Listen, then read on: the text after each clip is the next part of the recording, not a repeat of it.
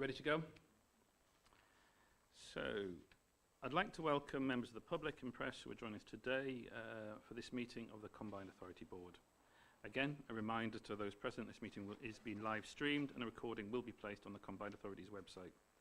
Can I ask everyone present to ensure mobile phones switch to silent or vibrate whilst the meeting is taking place?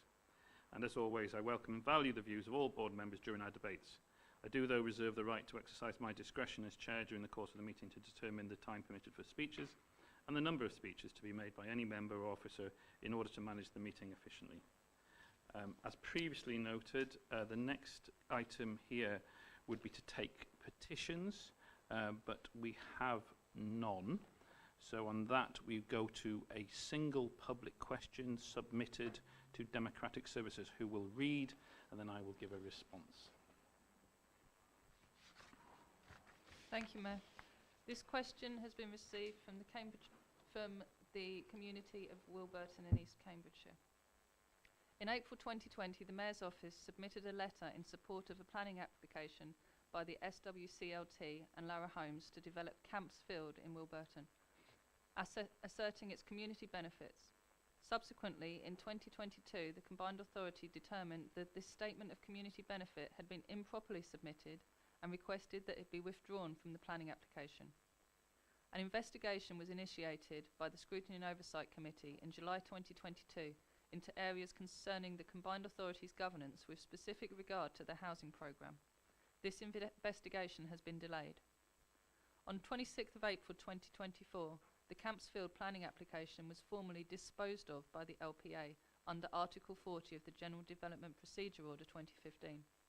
With the application now terminated, we wish to ask a public question of the Combined Authority regarding the progress of the promised 2022 inquiry.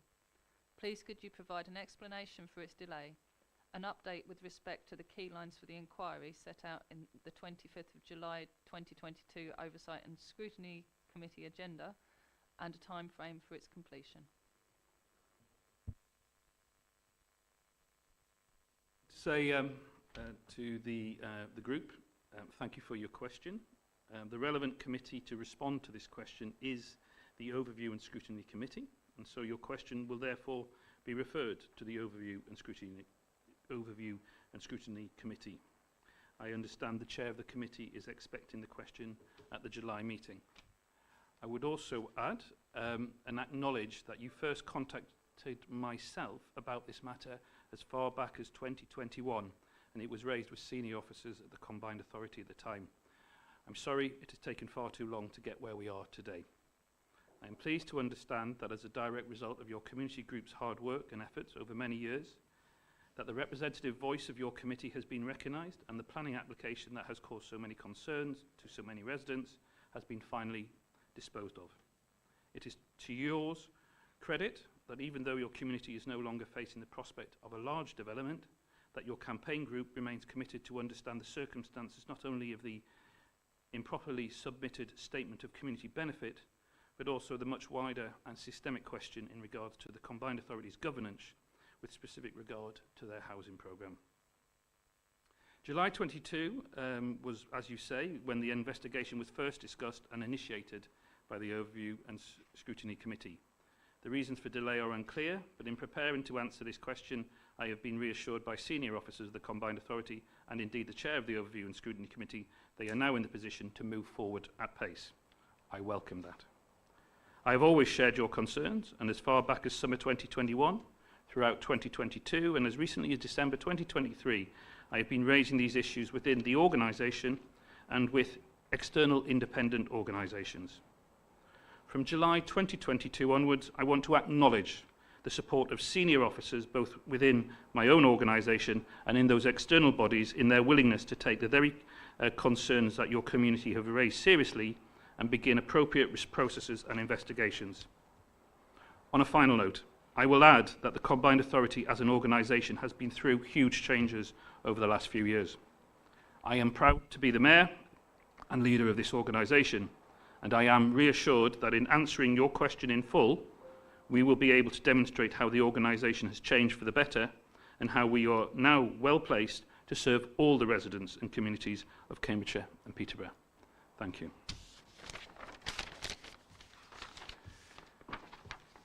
So,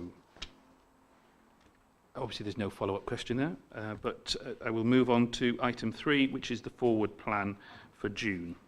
Are there any questions or comments, or can we take that as being approved? Okay, we'll go for a vote. Those in favour? Oh, sorry, jumping ahead. Deputy, Anna, do you want to be seconder? Thank you. It's okay. Seconder is Anna Smith. Those in favour? Okay, we're on a run. So we're going to move to item 4, which is the budget outrun budget report for 2023-2024, and Rob Emery, as the Assistant Director of Finance, will introduce the report. Thank you, Rob.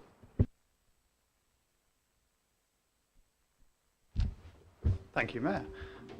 This is the final report in the annual cycle of budget updates that the board gets, and sets out the outturn position for the combined authority for the 23-24 financial year against the budgets agreed by the board for that year.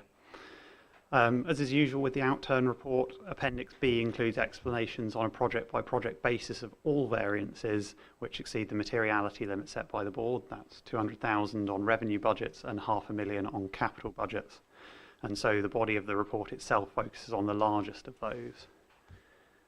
The headline position on the revenue budget is a positive variance of 21.6 million against a total budget of 78.4. And just a breakdown of that into some thematic areas. 15.9 million of that relates to ring-fence grants. 6 million of that is the net zero retrofit, 4.6 million, sorry, is the net zero retrofit scheme. So the largest of which is the HUG2 programme. As I'm sure has been reported previously to board, there's been delays to both contracting and challenges to delivery locally and nationally, seen by all those delivering this scheme across the country. And this has resulted in the Department for DESNZ, apologies, I can't remember what it stands for, changing the criteria for the scheme to make it easier in the second year of delivery for houses to be brought forward for retrofit.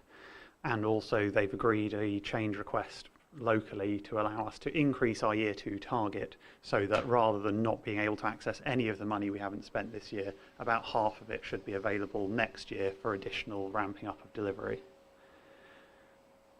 Above that, there's then a 1.4 million of ring-fenced grants related to Growth Co services that will not be drawn down. These are EU funds, and while the Growth Co has overachieved on its headline outcome of delivering jobs in the area, it did that without needing to spend all of the funding available to it. So again, this is money that won't be drawn down rather than that which we have to pay back. There's then a further 7.9 million across the Net Zero Hub and bus service improvement grants. So these are grants that were received in advance of need. So they were paid to us in 23-24, but will be delivered in 24-25 in line with agreed delivery plans with those funding bodies. 3 million was the underspend from the devolved adult education budget. As a devolved budget, there's no time frame or limit on that, so it will go into the adult education budget reserve locally and can be used in future years to deliver more courses to local residents. There was 2 million funded by the transport levy, almost all of which is from underspend on concessionary fares due to the number of concessionary fare users on public transport not having rebounded at the same rate as other users of bus services since the COVID pandemic. There is a small balance of about 300,000 on that, which was related to passenger transport services, so our subsidised services, and that saving is due to the re-procurement of the ones that were saved when Stagecoach pulled their services at short notice and we had to do an emergency procurement. When we then re-procured those in good time, it resulted in a saving, as not hugely surprising and good to see.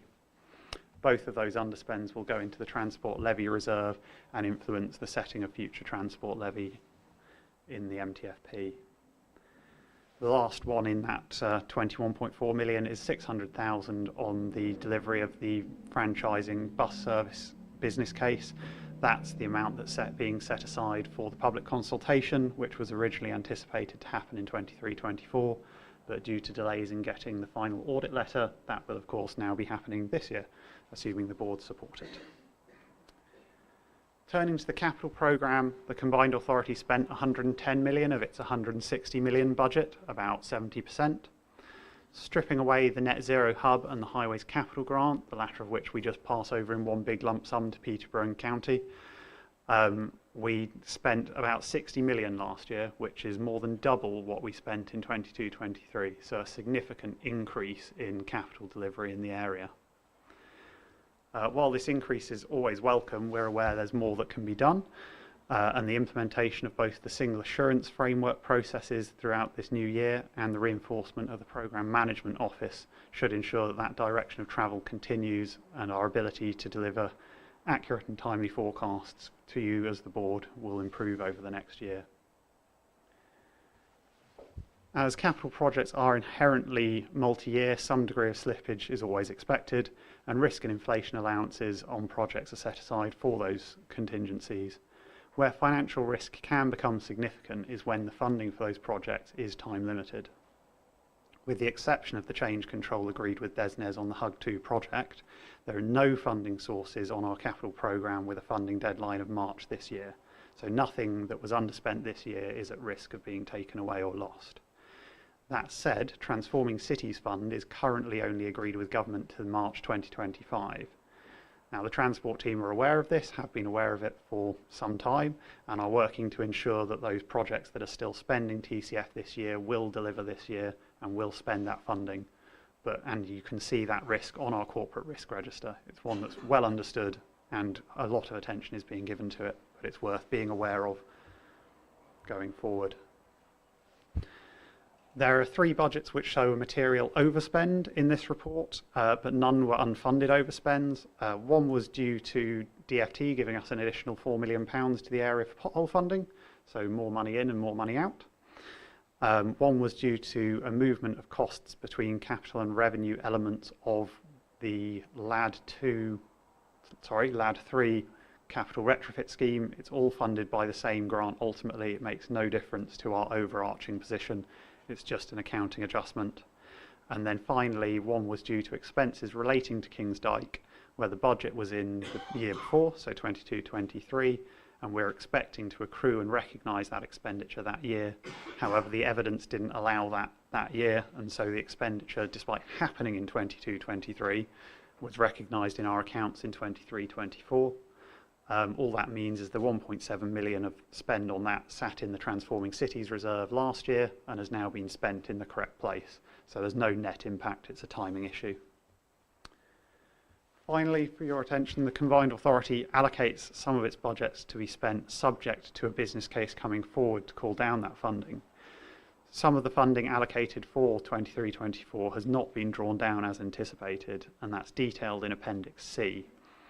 As part of the ongoing review of projects leading into the 25-26 medium-term financial plan process, Directorate Leads will be asked to provide updates on these projects in development and set out options for the Combined Authority to consider as to whether they are still realistically deliverable within the medium-term financial plan or whether the funding allocated to them in that can be better used elsewhere.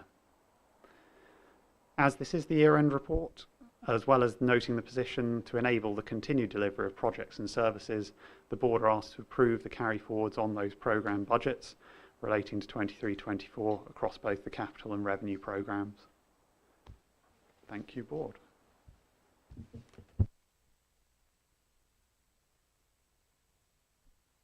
Thank you, Rob. And I have a first question from Councillor Bowden. Chris. Thank you, Mayor. First of all, Mayor, may I thank Rob for the summary that he's just given of the report that we've had. Obviously, the report gives substantially more detail about the numbers, but I thought that the summary was very good in terms of showing what the highlights were in terms of the report and the various parts of the outturn. We're all, I think, familiar with how capital projects do slip, and particularly those of us who've been on the board for some time know how that happens within the Combined Authority. That, unfortunately, is to be expected. That's the way the world works. But when I first saw this report, I was interested to see the revenue slippage, which amounts to just under 20% of the total full-year budget.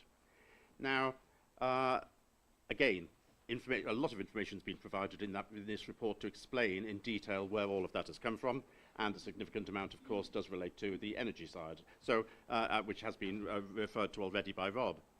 But nevertheless, what concerned me was just the sheer quantum of the shortfall which there is, the requested slippage. Rob introduced his report by saying that we had a positive variance of 21.6 million on the revenue side. I'm not sure that it should be described as a positive variance. It is a failure to spend money that we had budgeted for, and whether that really should be described as a positive variance or not is something which I think is a political matter rather than an accounting matter. But as far as the slippage is concerned, there's almost 20%, sorry, of the total year budget.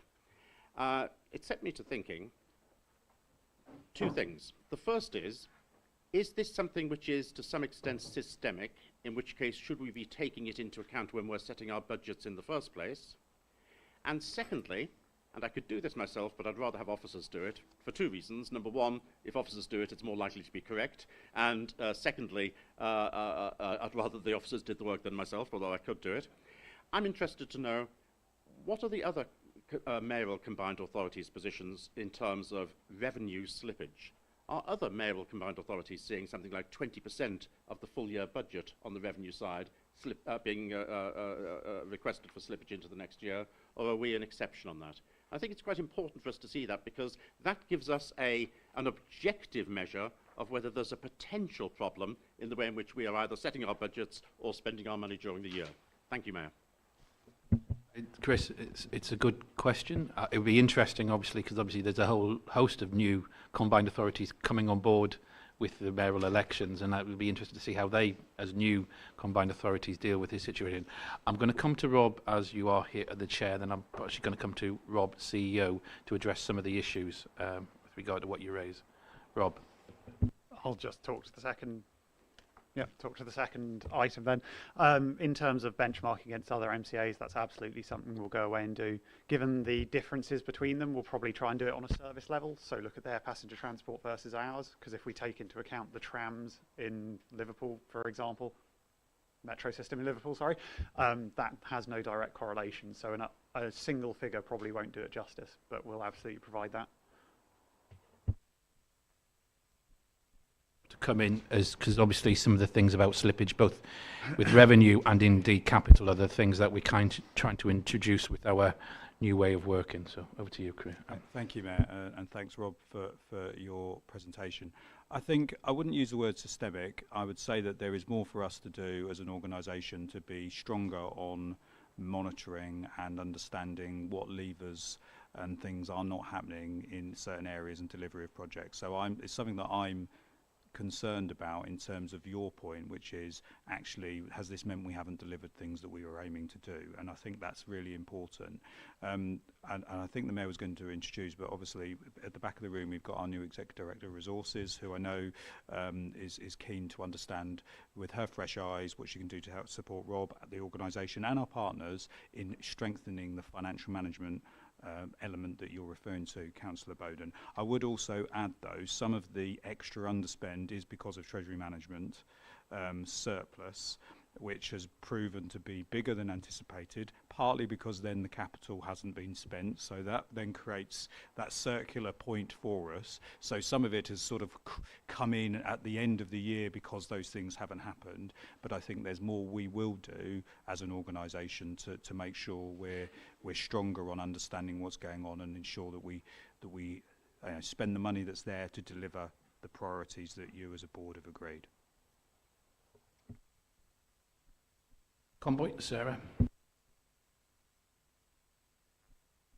Thank you. I'm picking up a similar issue. We've talked previously around some of the issues around devolution, and we've raised the issue that sometimes if things come as last-minute offers from government to we've got some money to spend, normally an underspend somewhere in the system, and could you spend it? We've sometimes been caught by that. I think once we know the answers to the very important bits that Councillor Bowden's raised, I think it would be really helpful to think about if there's any messages we take back as part of devolution, because I think some of the way in which the funding arrives at us in itself is still problematic, and I think any evidence that we have that shows that it's not just us, there are wider issues. It would be really helpful to feed back. Thank you. So I should thank you for your very good report.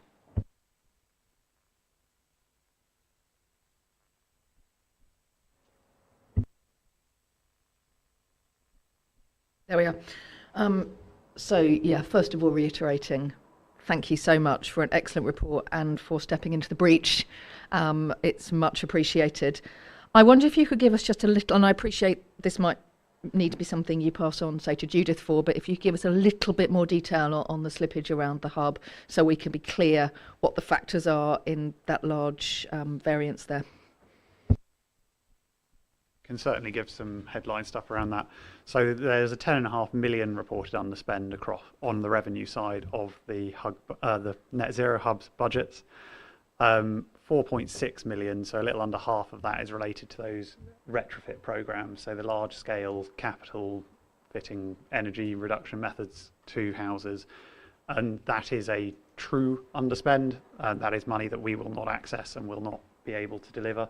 It is something that I believe has been reported to the board, but I'm sure we can circulate again the explanations that have gone to the Net Zero Hub board that on the factors that have impacted that both nationally and locally. The remaining 5.9 million is possibly not very clear in the report, so apologies if not.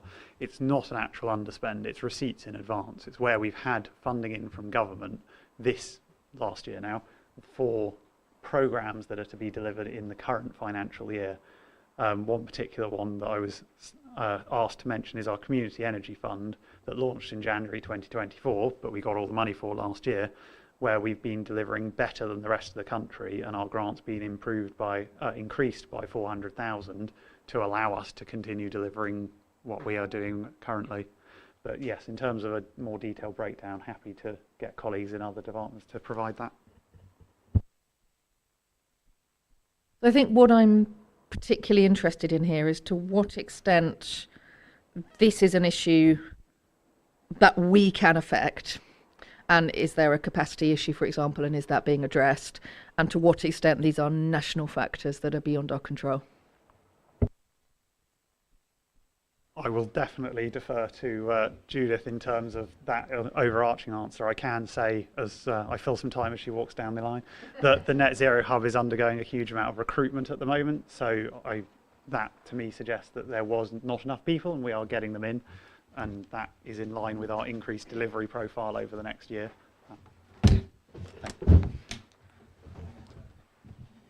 Welcome, Judith. It looks like we've hit on a point that we want to kind of nail down. Obviously, I think we acknowledge that this has come several times before and lots of work has been done on it, but an update would be appreciated. Yes.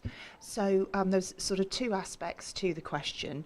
The first sort of, and Rob's drawn that out. So in terms of the HUG 2 issues, that is absolutely a national issue. And there was a set of criteria that were developed by the national government and then applied to the funding across the piece, which made it incredibly difficult for households to be able to successfully apply for the funding. So they'd be going through the process and then they'd find that either the cost of what they were doing was too great to be able to be funded, and there was very little flexibility. So overall, nationally, there was very low performance in terms of HUG 2. And the government recognised that, changed the terms of that funding in March 2024, which has now relaxed some of those criteria. But even then, there is still, and it's being monitored on a fortnightly basis, and in fact, I'm going to that fortnightly meeting on Friday to have the very latest update, because there are still high levels of cancellations, even with the revised guidance from government. So it is something we need to keep an eye on, but it is a national problem.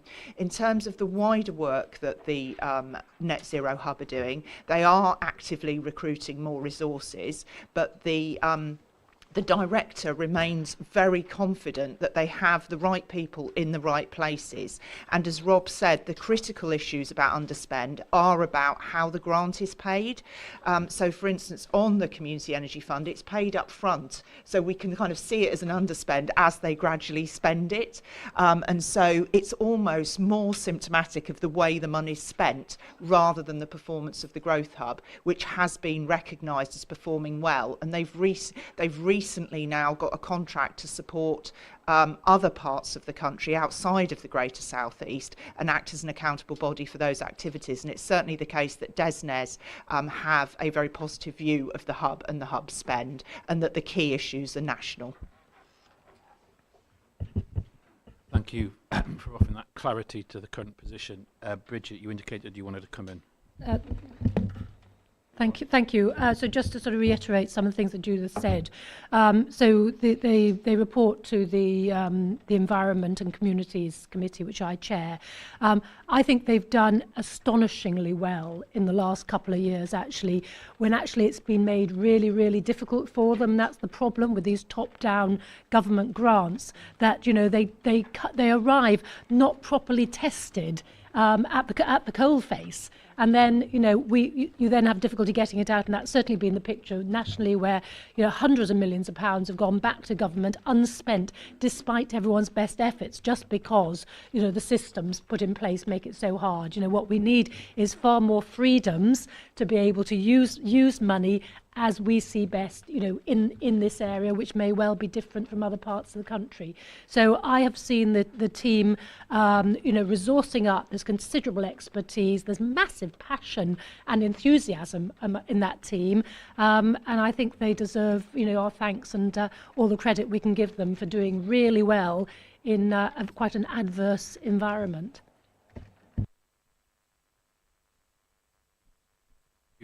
Thank you, Bridget. Any more questions from anyone? No. Okay, well, I'm going to give my personal note, Rob. Thank you for stepping into the breach in the space between the departure of Nick. You've risen to the challenge, and I think everybody around the table has acknowledged the quality of your report, so thank you for that. I'd also like to add a welcome to Janice. Hello, Janice. As our new Executive Director of Resources, I'm sure going forward we can work as a very close team to deal with some of those issues that we've raised and also move forward around budget setting. So I am moving the recommendations from the Chair, and I will need a seconder. So I'll take it from Councillor Bowden. So moving to vote for recommendation B, and recommendation A is for noting only. Those in favour? Unanimous. So carried unanimously. Thank you, Rob, and thank you, Judith, for joining us there. Very helpful. So just to say that the item 5 was to be the Overview and Scrutiny Committee annual report. This has actually now been deferred to the July meeting of the Combined Authority Board. Oh, we need to agree on that, do we? Well, apparently we need to agree on that. It's not just me saying it. Yeah, I'm proposing it. I'll take it from Dennis. Yeah, okay. So Councillor Dennis Jones is seconding. Those in favour? Thank you. Unanimous? Yes? He was. Yeah. I thought he had a question. No question. Okay, thank you. Right. Item 6 is the Member Development Annual Report. Edwina Adafahinti, Director of Legal and Governance and Monitoring Officer, will introduce the report. Edwina. Thank you, Mayor. So this report sets out...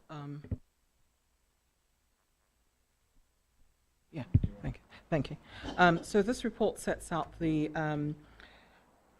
member development calendar for the year. I just wanted to highlight a few paragraphs to the board. So paragraph 3.2 lists all the development sessions and the dates and the invitees and the topics. Even though invitations have been sent to specific groups, if you'd like to attend, any of the sessions, please do let us know and we will accommodate you. I also wanted to highlight paragraph 3.3. Last year, when we started member development sessions, we sought feedback from members after each session, but unfortunately the numbers of responses we received were quite low, so this is a shameless plug for for you to please respond to our feedback. It's really helpful to us because that sort of helps us to develop the sessions for the next year. The other paragraph to highlight is paragraph 4.1. If you look at the report, there's a very colourful prospectus that has been developed, not by myself, but well, approved by myself, but I would like to say big thank you to my team, Alison Callum, Joe, Anne and Rob Fox. They've been really, really good. Callum's quite good with making things pretty and and nice. So I just wanted to say a big thank you to the team. Paragraph 4.2, we now think that it might be better to amend the method for receiving feedback, because previously maybe that's why it didn't work. So please look out for our online surveys after each session, and please complete that. I think that will be easier for everyone to complete and send back to us. And we do take your feedback quite seriously. And that's it. That's everything else is set out in the report. I'll leave it there, and I'm open to questions. Thank you, Chair.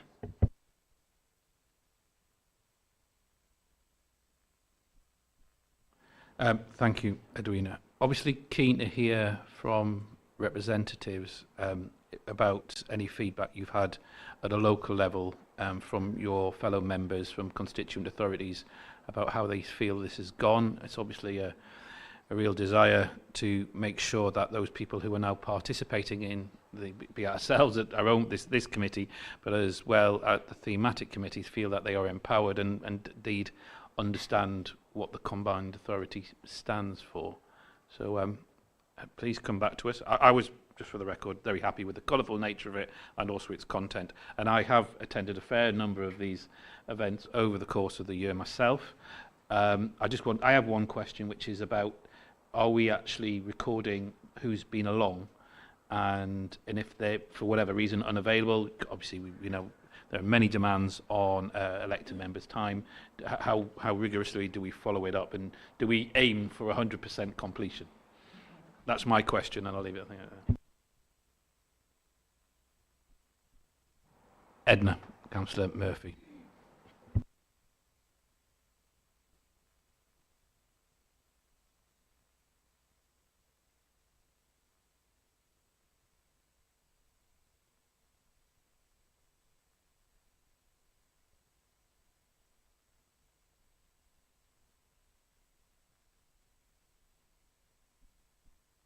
There it is. It's on. Thank you. After all that.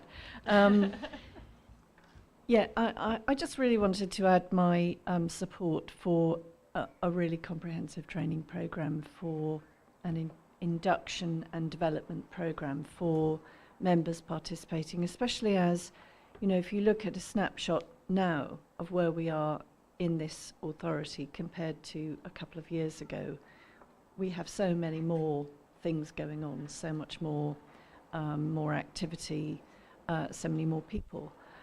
So it's really important that everybody is aware of their roles and responsibilities, and have the appropriate information in order to be the best decision makers they can be. I am one of the people who actually gave quite a lot of feedback. Edwina's nodding, sadly, and because I really am passionate about the development programme being conducive, you know, being possible for members who are actually generally members of leaders of other authorities and have plenty on their plates, including, you know, day jobs and things like that. So it's really important that it fits in with their schedule and makes the best use of their time. And I do think there needed to be changes from the way it was delivered last year, and I think that will help with uptake. So I would look very much forward to, as the Mayor has suggested, some at least internal recognition of who's been to what development programme, and to really ensure that we have proper feedback so that people don't feel that they just turn up, do the session and then go away and it's done, but they actually have got something out of it. And if they haven't, that we do know about it and we can do something about it for next time. I see we have an induction programme for the 19th of June. It's in the middle of an election season. I'm not sure how effective that's going to be, but you know, it's that none of us knew that when that was planned, but it's a really important aspect of the way that this authority is going to develop, so I think we just have to keep going at it. You, Edna, I'm going to go to Councillor Nessing and then Dennis. Okay. Sorry, it's on. Thank you. So I support all that's been said about the induction programme. It is much improved from how it was and effective. One of the things that I am aware of is that there are a relatively small group of councillors from sort of within our constituent authorities who are gradually coming to have a better understanding of the work of the combined authority. I just wondered whether you'd given any thought to doing some training to the wider membership of the various councils that make up the combined authority.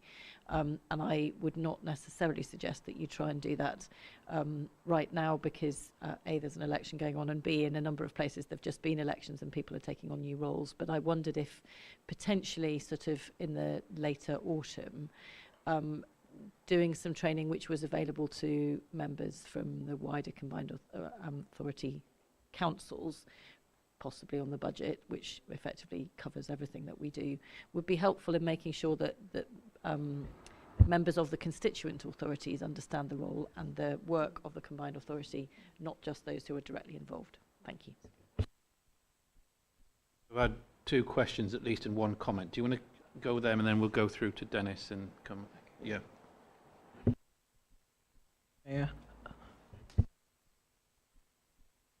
Thank you. So to respond to the question about whether we take attendance, yes, we do take attendance and we do keep a record.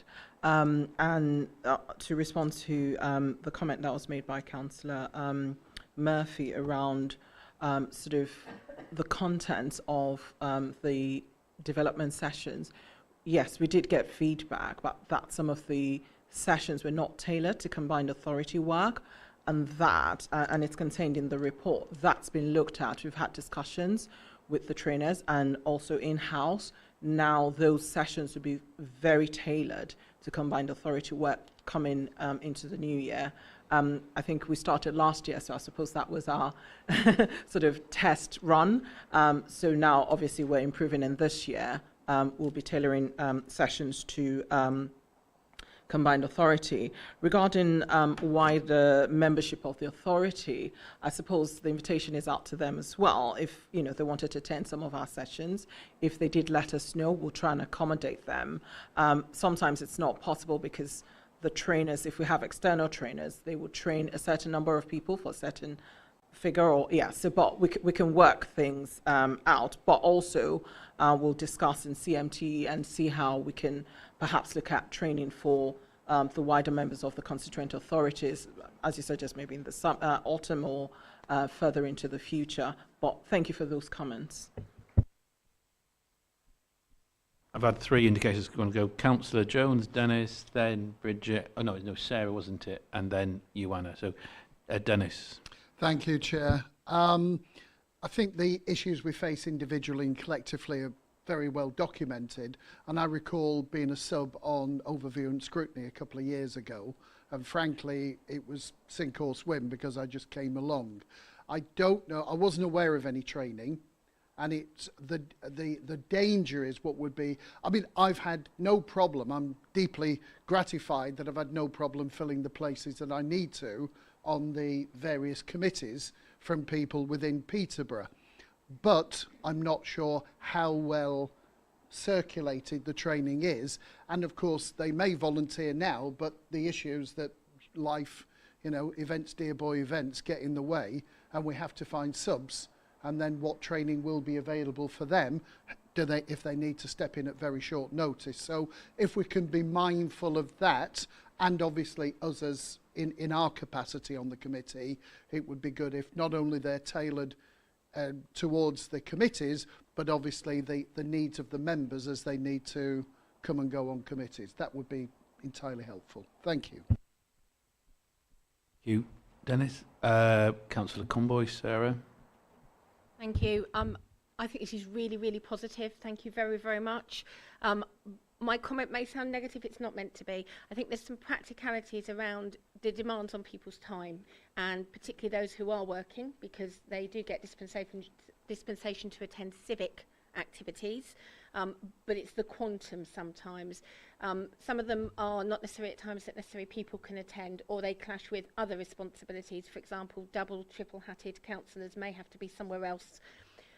I wonder if there's a level of sophistication, and I don't want to push my luck because I appreciate we've got all this and this is fantastic, but if we could look eventually to whether we could access remotely, in other words, to be able to record it and watch, and then you can monitor the watching, because we do know other organisations do use those sort of platforms, that might also help, because I think there is probably a desire to engage and to be trained, and I'm thinking about subs as well.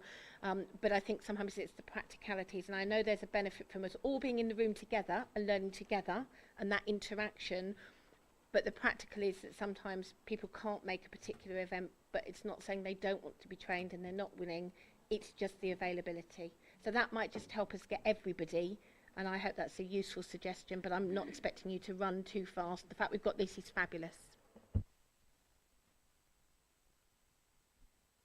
Do you want to come back on that? Okay, over to you, Edwina. Councillor Dennison, thank you. Councillor Convoy. Really good suggestions. We're developing a member hub for all members, and the plan is to have recordings and training materials on the member hub. Once that's finished, then we'll circulate the link to all members, so SOPs can always go on and look. For every thematic committee, there is an induction session before the committee commences the AGM. So every member who, well, all committees really, you know, so if members are appointed today, then they'll join that training session. However, if members are subs and it's quite late in the day, if the member hub is finished, then we'll direct them to the member hub. But if it's not completed, my team and I are happy to provide training, ad hoc training to members. I remember when Councillor Farouk joined, we did provide ad hoc training before his first board meeting. So we're always available, and our emails are accessible to all. Thank you, Mayor. Thank you. Great. The other thing is, and I mean, if we go back to our own authorities, things like planning and environment, you have to, they're not nice to do's, they need to do training sessions. And if they could be flagged, if there's, you know, if we could almost rag rate them so that if somebody's coming on and we as either group leads know that, then we can think around who we appoint and try and effectively get the squarest pegs and the squarest holes. If we still have if I'm still in the luxurious position of having people saying, I'll go on the combined authority, then that will help enormously. Doesn't happen often, so let's make the most. Can I just, with regard to the members hub and the development of that, going back to the point raised by Councillor Ness-Singer, is that, yes, that would be helpful for people who are nominated members on thematic committees or us around the table. But again, there's this argument that even if you're not a member or an elected member to combined authority roles, I think it's very important that elected officials down to district council level, county council level, understand they are actually part of the combined authority. So the question is to push that a little bit further. Yes, it's open to members as elected by appointed authorities, but is it going to be also open and indeed encouraged for all elected members? You could even go as far to parish council level, you know, right down the thing, that this is always somewhere where people can come to be informed about what we're doing and how we're doing it and why we're doing it. Okay, sorry. To Councillor Anna Smith. Anna. Yeah, so it's really just reinforcing quite a lot of what's been said, but I absolutely agree with Councillor Comboy's point. A lot of employers, and some employers of course don't offer time off for civic duties. It's not a legal requirement, but a lot of employers will stick to something like 5 days a year. And when we consider that members are also members of constituent authorities, that starts to be eaten into very quickly. And I know, Edwina, on a different matter, we were talking about timings of committees and the difficulty for members with paid employment in serving on combined authority committees because they're often daytime as well. I do wonder if recordings are great, but whether we could look in the long term at self-study units so that people can work through some of this. Can't be done like that, but there will be, and we're all familiar with this, if we are in other employment, of those self-study units that can be done and completed in someone's own time. I'm really pleased to see that we're focusing this year's training more on combined authority related issues. I also filled in quite a bit of feedback, and that was one of the major concerns that I had last year, that it felt like councillor training and it wasn't always clear what were combined authority specific. So I think that was very helpful. I have a slightly different view on how we are bringing people into those different training events. I would argue that probably an induction, for example, on a thematic committee is probably going to have a level of detail. It's not that we would say to people they weren't welcome, but it would probably have a level of detail that was not required by somebody who was not on that committee. But I think a 101 introduction to the combined authority could be really helpful, perhaps something for district and county members, something separate for parish councils, perhaps. How do you relate? What are the issues that are important? Because I absolutely agree with the point that everyone's been making, which is we are all part of a combined authority, and we all, as members of those authorities, need to understand the work that's going on. So absolutely endorse that. The other thing, I do wonder whether there will be quite low take-up of some of the sessions that are running during the election period, and particularly for the all-member induction. I'm a little concerned about the timing on that. I know that it is always better to be together, and there's a huge benefit of people meeting each other, but I do wonder if hybrid access might be something, or even online access in this instance, and perhaps later in the year looking at something that allows us to meet together in a more kind of social setting, because I do think that there are additional pressures on a lot of people's time during this period, and it may make some things a little more difficult to work through as well in terms of election period rules. You come back, Edwina, then I'm going to ask Rob to come in. Thank you, Councillor Smith. Yeah, those points are really helpful. Just on the induction, we did think about dates, and we sent out emails to all the constituent authorities, and I think that was the only dates that we could find for months in advance. And also we did consider that I think the other date that we could have done would have been September, October, which would have been far into the municipal year. And like you said, the induction is sort of like a 101 to combined authorities, as it were, an introduction to all the executive directors, the chief executive, and the relevant officers and the work of the combined authority. So that's why we sort of left it on June 19th. Otherwise, we might be looking at maybe October, November now. Yeah, so I just wanted to comment on that. Rob, you indicated you want to speak, so.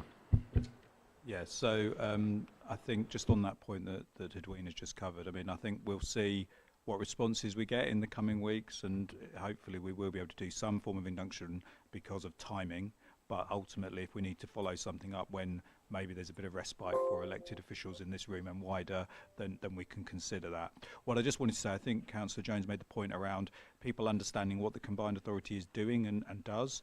What I wanted to sort of flag here is the relatively new member newsletter that is going out mainly on a monthly basis out to all members, which is around sort of setting out what we have done, what we have been doing. We've had some really positive feedback from members directly into the team around it, but ultimately where we want to get with that is something that goes on our website that is not just for members internally within councils, but actually is accessible for town and parish councils, but wider communities, to get an understanding actually in what is a complex local authority setup, so that really clear what it is that we are delivering on and doing and what's going on. So I think I just wanted to point that out. That's another aspect of, rather than just the training, just how we communicate what we're doing to all of you, your councillors and wider.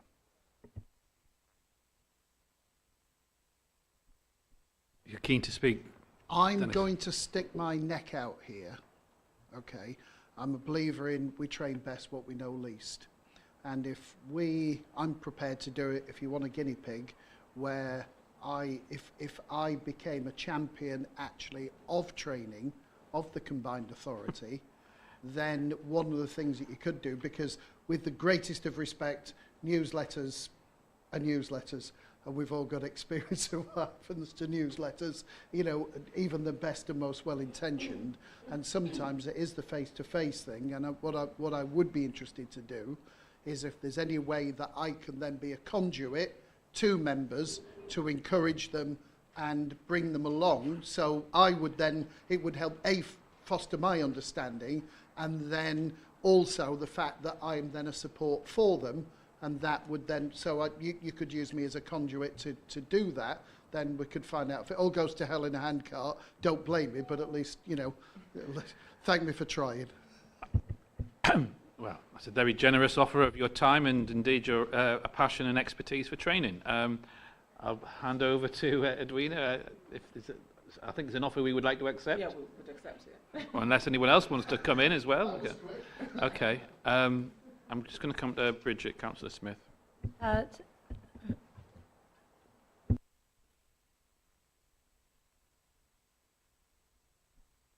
Okay, right.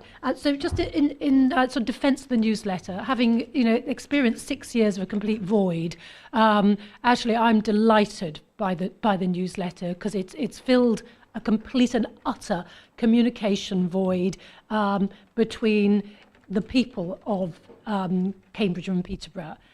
Because actually that really they had no means, other than through the press or by, going onto our website, and, who wants to go on more political websites, quite honestly, they're all deadly.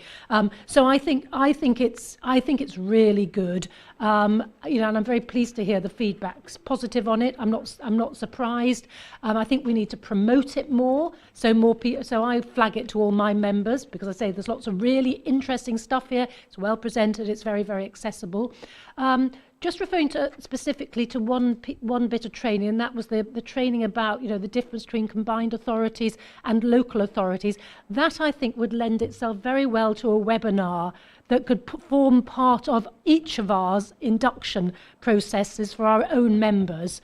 If that was part of here's a new councillor, rather than sitting down with me and me trying to explain what the difference is and probably failing, actually a nice little webinar produced by you that we can all then use as a resource, I think would go down well.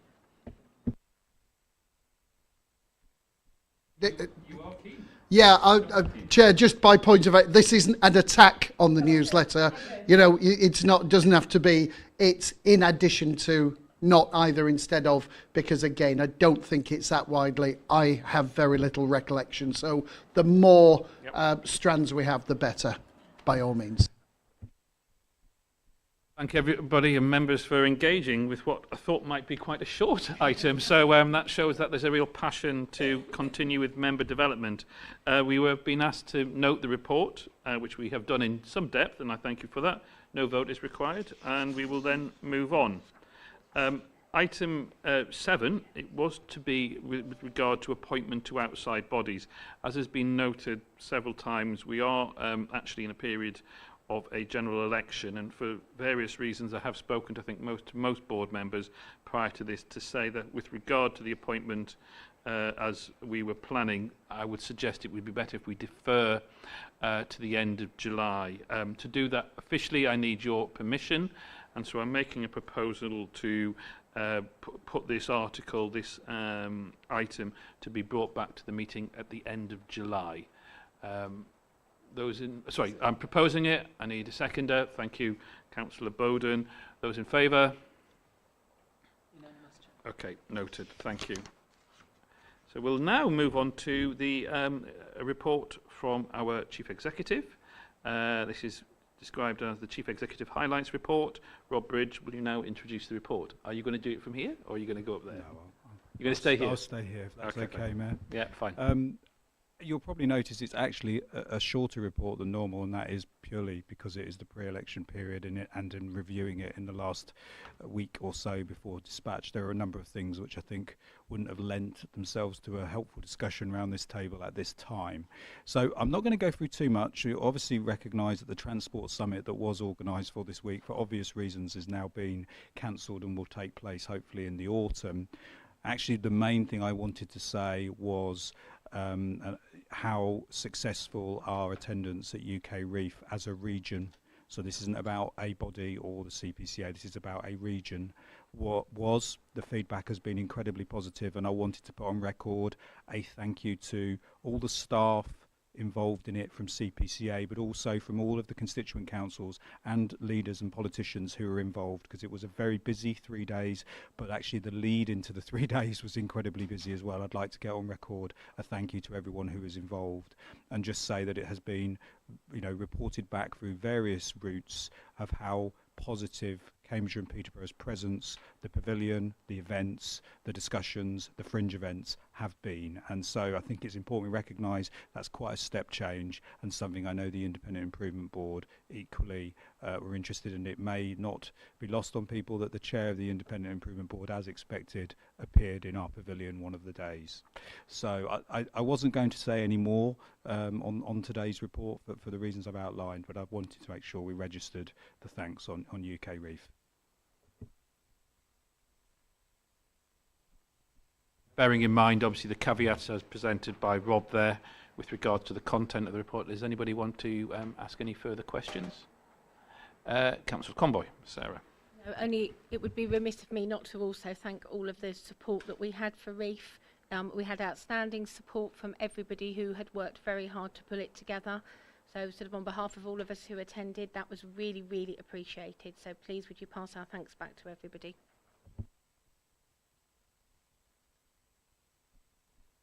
Very much appreciated, Sarah. We have no further questions. Well, we were asked to note the report. Thank you for presenting it, Rob. No vote is required. And on that note, we can then move on to what is now item 9, which is the Combined Authority Annual Report. Again, it's your role to introduce the report, Rob.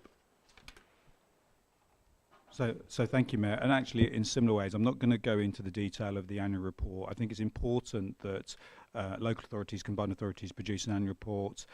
This is only the second time the combined authority has done so, and hopefully builds on what we did last year, bringing to life what we have done in the last 12 months.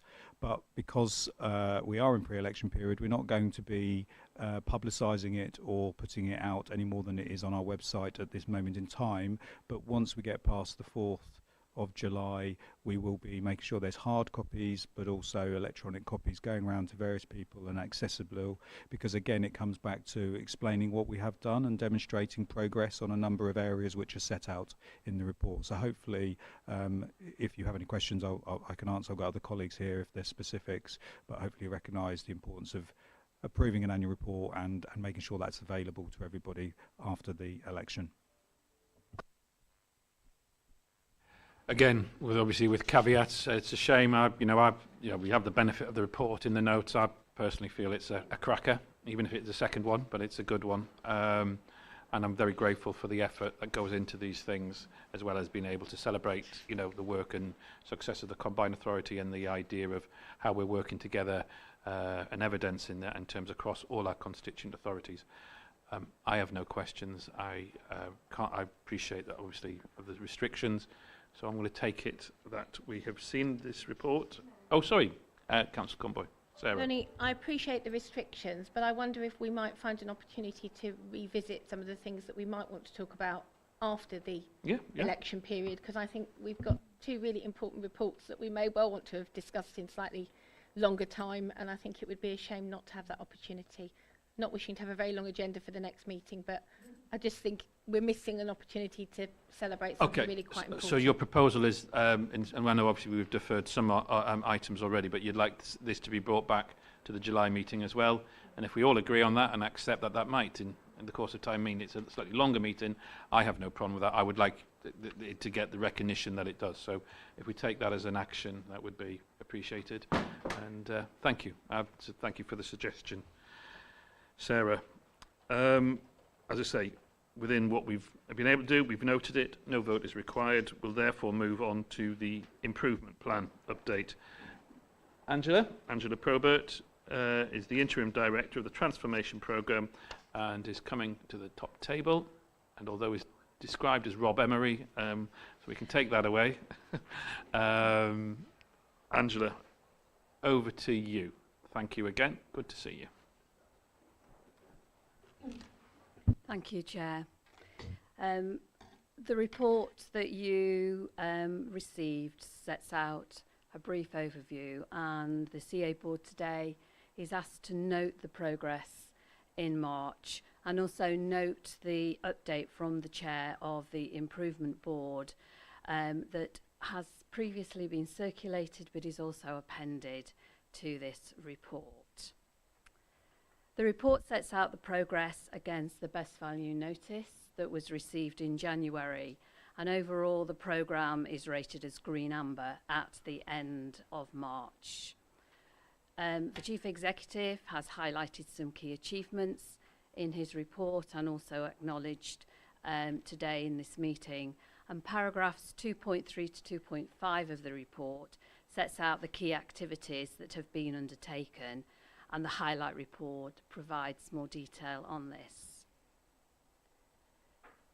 We continue to engage with the Department for Levelling Up Housing and Communities. A formal review meeting was held with colleagues on the 9th of May, and we are due to meet with them again on the 12th of July. And we continue to gather evidence of progress against the key improvement areas, and to share that with both DULUC and also the Independent Improvement Board. The Independent Improvement Board last met on the 7th of May, and John Pye, the Chair of Audit and Governance, also attended for part of that meeting.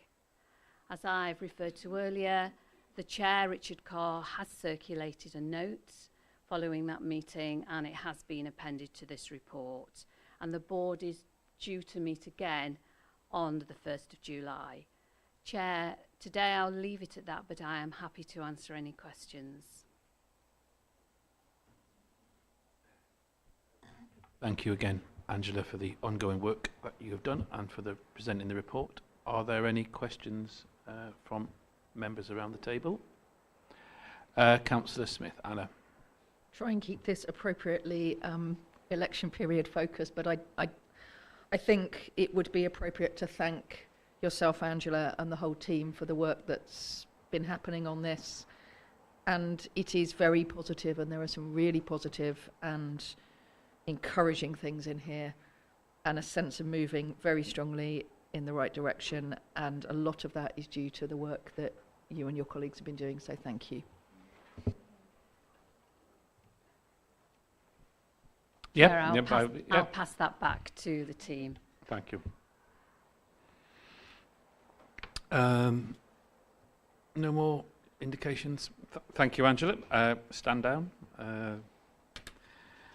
So we are asked to note the report, which we've done, and so no vote is required, which allows us to go to what are the article which is known as updates to the Constitution. This is item 11A, and it's adoption of the Local Government Authorities Code of Conduct, and Edwina, as Director of Legal and Governance and Monitoring Officer, it is your opportunity to introduce the report. Thank you, Chair. So this report is seeking the board's approval to adopt the Local Government Association Model Code of Conduct and the attached guidance as well. If I can refer the board to paragraph 3.7, which sets out, sorry, apologies, sorry, not 3.7, bear with me 1 second, I'm looking at the wrong report, apologies. So sorry, apologies, paragraph 3.2, which sets out the local benchmarking. So what we've done is looked at our local constituent authorities and our co-combined authorities, looking at which authorities have adopted the LGA Model Code of Conduct and which ones are looking to adopt it. And as you can see from that table there, quite a number have adopted, some are looking to adopt, and some haven't adopted. However, the local government, the LGA Model Code of Conduct in general has been adopted by, I think, almost 70% of local authorities. The benefit of adopting the Model Code of Conduct is that there's consistency in the area. A lot of parish councils as well as adopting this. So for constraint authorities, you have uniformity of code of conduct. If I refer the board as well to paragraph 4, it lists all the appendices. So our current member code of conduct and complaints procedure, our present hearing procedure, the LG Model Code of Conduct. I won't go through all of the appendices, but they're there for the board, and I would take that as read.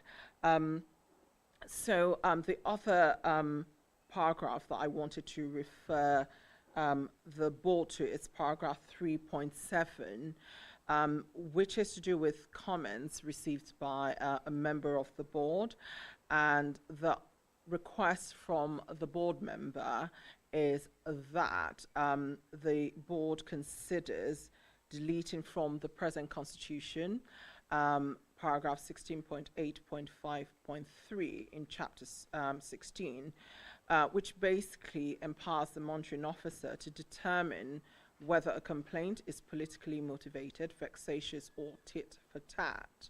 And I set out the grounds of the member's request. I'll also like to add that that paragraph is mirrored in the local government, the LGA Model Code of Conduct. What I will say, which I have said previously at the leader strategy meeting, is paragraph 16.8.5.3 of chapter 16 of the Constitution has been in there since the inception of the combined authority, and that's not unusual for local authorities to have that. Any complaint that is received by the monitoring officer is not dealt with solely by them. Whilst, yes, they ultimately have the responsibility and bear the responsibility of the decision, there is an independent person which all local authorities by law must appoint, and we do have two independent independent persons which the monitoring officer will always consult with. So it's not that the monitoring officer kind of makes his decision. They would always be checked by another independent person. So that's all I just wanted to say regarding paragraph 3.7. The report is before the board. I will stop at that and we'll take questions. Thank you, Chair. Well, the board is open for questions. I'm going to go Councillor Smith, Bridget first. Okay, just for clarity, as a board member of the LGA, I was involved in the creation of the Model Code of Conduct, which, as we've heard, has now been adopted by 70% of local authorities and a large number of parish councils.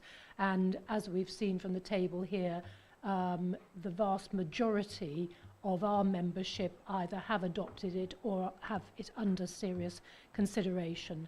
So I think there is every argument in favour of us all having the same code of conduct within our own organisations and the combined authorities organisations.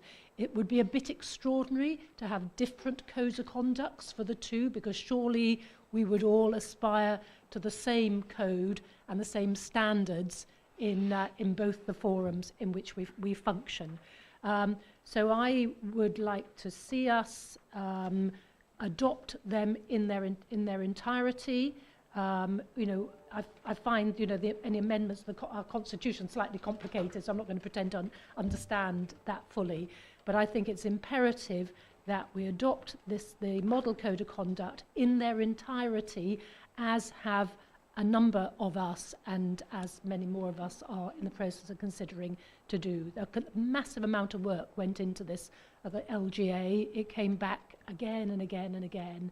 And as far as I'm concerned, it's the best available, and we would be foolish to reject it or any element of it. I'm in agreement with that, but however, I'm keen for maybe Edna, as the lead member for governance, if you'd want to make any comments about. I'll be asking you to move the recommendations anyway, but do you want to make any comment on that?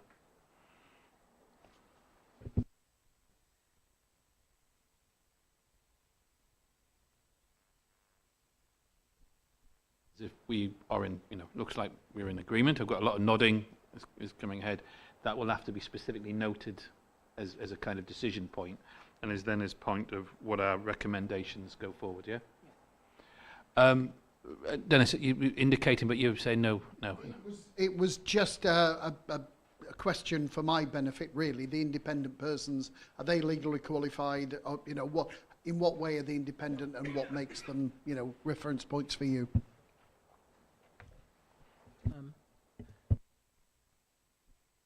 Yeah, so we have two independent persons who were appointed by the Audit and Governance Committee. One of them, I believe, if not both, are ex-solicitors. They have no political affiliation. Yeah. Well, I think we've discussed that quickly, but straight to the point. It's basically that we are advocating that we should be adopted in whole scale. Thank you to Councillor Bridget-Smith for your personal involvement in bringing them to the attention of the Combined Authority of Adultery for the wider UK. As Edna, as lead member of government, are you happy to take those recommendations? Okay, and perhaps it would be fitting if Councillor Smith, you were the seconder. Can we now move to the vote, saying those in favour? Unanimous? Okay, thank you all for your attention to that. We now move on to item, this is again from Edwina, as Director of Legal and Governance Monitoring Officer. This is to introduce a report based on independent remuneration panel. Thank you. Thank you, Chair. So this report is seeking approval for the Combined Authority to appoint its own independent remuneration panel. We've never had ours. The order that set us up initially didn't allow that to happen, but the regulations have been changed this year, 2024. Now combined authorities are able to set up their own IRP. Along with that change, there were other changes. So in the 2024 regulations, combined authorities are now allowed to pay an allowance to members of the Overview and Scrutiny Committee and to Audit and Governance Committee. Other combined authorities have actually set up the IRPs and have started to make payments. There have been some exchange of emails between us monitoring officers kind of checking what other combined authorities are doing, and some, for example, West Midlands, and I think Greater Manchester have started to make some payments. So what this report seeks to do is get your approval for us to go out. There usually would be an advert out, would invite invitations for members of the panel to come to apply, and then we choose our panel, and then they would review the allowances and make recommendations as to what figure to pay A&G members, Overview and Scrutiny members, along with those changes, the 2024 regulations as well now allows us as combined authorities to pay for travelers' subsistence to combined authority members, which the audit didn't allow us to do in the past. So there are 4 changes. So that's what this report is seeking. Once we have your approval, we'll go out to advert, we'll get the panel set up, and they would more than likely contact members and have discussions with you in order for them to form their view and make a recommendation. Once the recommendation is made, it's then brought back to the board, and then it'll be for you to approve those recommendations or not. Sorry, just to finish off, they will be looking at also, which is normal, we've always been able to do that. They would also be reviewing the allowance of the mayor at the same time, because then everything is done holistically. Yeah, that's it, Mayor. I'm open to questions. Open to the board. Any discussions? There is none. Okay, so it seems you've stunned us into silence there, Edwina, in terms of, well, I'll move the recommendations from the chair. I require a seconder. Thank you, Councillor Jones. Dennis. We will move to the vote. Those in favour? Okay. Okay. I'm grateful for that. I'm sure that once we get that looked into, I think will be help us drive us along with, again, the wider combined authority feeling holistic and involving our constituent authorities. Right. The next one, I noticed this maybe is Claire Paul. Yeah, so this is the Adult Education Budget Delegated Authority, and Claire Paul, as our Assistant Director for Skills, is joining us online, and I can see you, Claire. That's great. Good morning. And I would ask you now to introduce the report. Thank you. Thank you, and good morning. I mean, the purpose of this paper is to correct a drafting error in a paper that went to Skills Committee in March a few months ago. The paper was improving efficiency and effectiveness across the adult education budget, and part of this paper involved gaining approval for the Assistant Director of Skills to enter, to sign and to award our grant funding agreements and also our contract awards.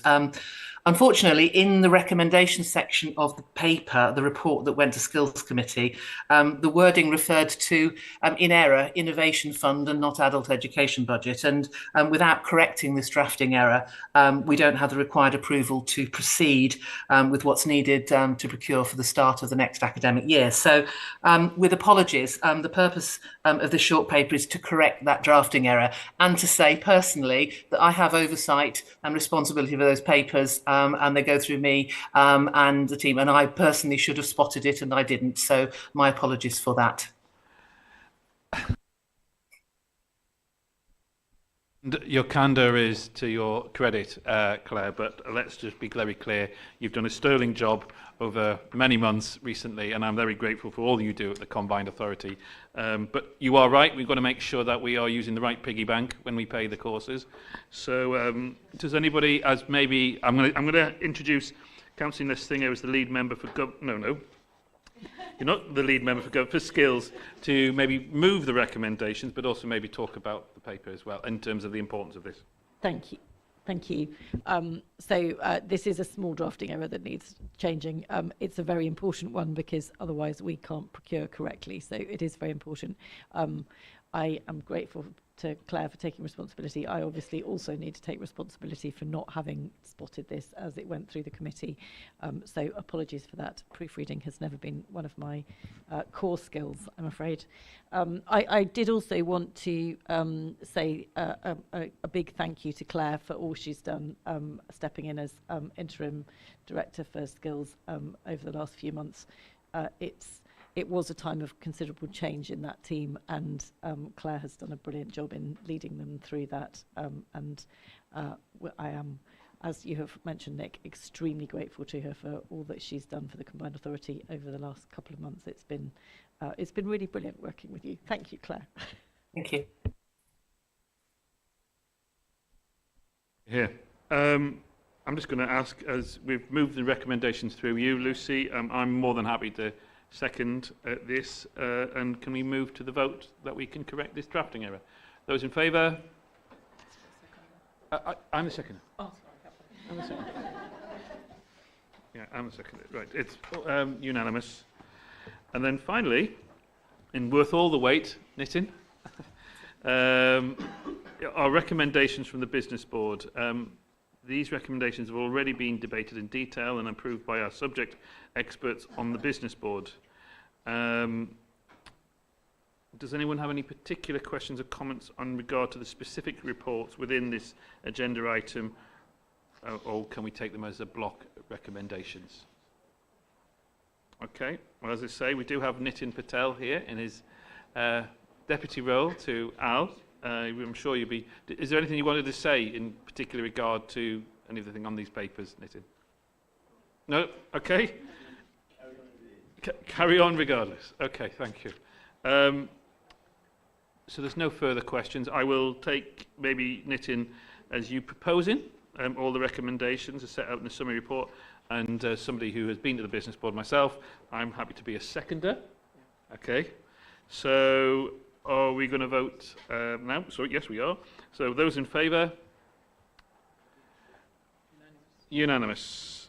That is very welcomed. Thank you, Nitin, for coming to the meeting. On that note, and in seemingly record time, yeah, we are going to close this meeting with the acknowledgement that maybe next time when we get together, in thunder, lightning or in rain, yes, it will be at the end of July. Just, do you want to make a comment about that? You know, obviously, we changed the date.